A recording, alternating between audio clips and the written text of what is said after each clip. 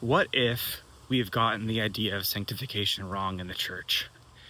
You know, growing up, I always thought sanctification was a, uphill climb to one day, sin less, become better.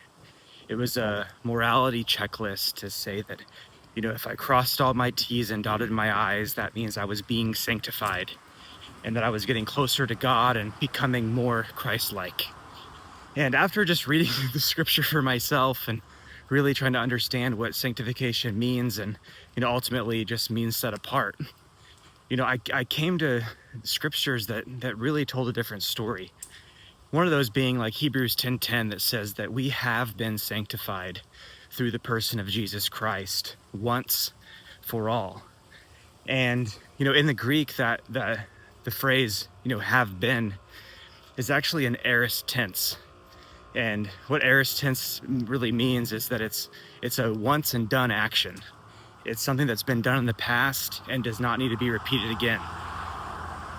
And just over time, I see scripture saying that, hey, listen, this is not a progressive uphill climb to, a better moral life, but rather it's a positional declaration that you have been set apart, that you are holy, righteous, and redeemed, that you are a child of God.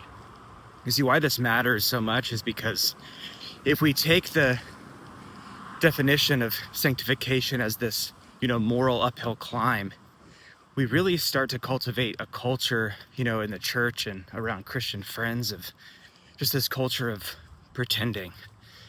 And ultimately, it's this nasty self-deception that we really start to, believe lies about ourselves and tell lies that, we're actually becoming better. And that self-righteousness, man, that creeps up. And when you fall from that position, thinking that, your morality is now grown and your self-righteousness has increased, and when you fall, man, that is when shame and condemnation hits so hard.